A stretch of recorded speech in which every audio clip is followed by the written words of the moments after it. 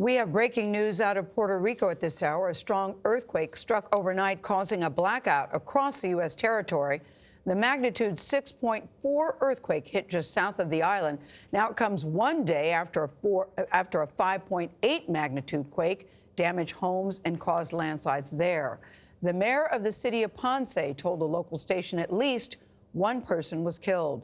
David Begnaud is joining us now. He's been monitoring this developing story. Listen, David, there's no such thing as a good time to have an earthquake, but this is the last thing they need there. They're still recovering. What are you hearing? And they've been dealing with this series of earthquakes for the last week or so, right? Now, I was just looking on the USGS website. There was just a 4.4 magnitude, 5.8, 4.5. They won't stop. In fact, people on the island are telling me that a lot of them are staying outside over fears that their homes may collapse with future earthquakes. This is the largest in a series of earthquakes that have hit the island in recent days. We have video from inside of a Barceloneta grocery store this morning that shows people really scattering and taking off when the quake hit. Other pictures show homes and buildings that crumbled. Some houses were ripped to their foundations. Other cars were crushed underneath homes that collapsed. We have a social media image posted by a local journalist that shows patients evacuated on stretchers outside of the Damas Hospital in Ponce.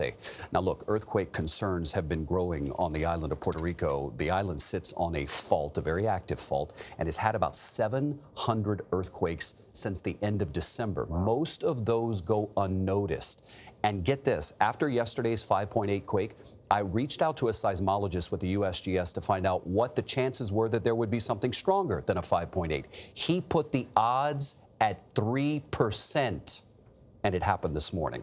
The odds did not work out in their favor. We spoke to Puerto Rico's Power Authority, the CEO. I spoke to him just a short time ago on the phone.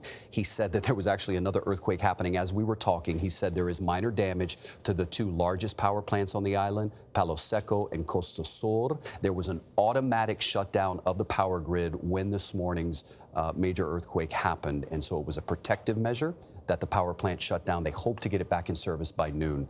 I'm actually getting off the set here and getting on a plane to go. All right, 700 earthquakes in a very short amount of time. Can you believe that? Yeah. David, thank you very much. Thank you.